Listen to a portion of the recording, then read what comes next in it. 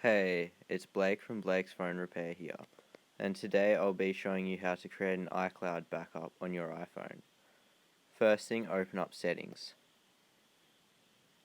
Now click on your name, and make sure if your name doesn't show up, it means that you're not logged into your Apple ID, which you have to log into your Apple ID to back your phone up to iCloud. So click on your name, iCloud, then scroll down to iCloud Backup. Click up Backup Now, and the backup will start. Just let it back up, then it's all backed up. If this tutorial helped you back up your phone to iCloud, remember to leave a like. And if you want to see any more tutorial videos on how to use your iPhone, remember to subscribe.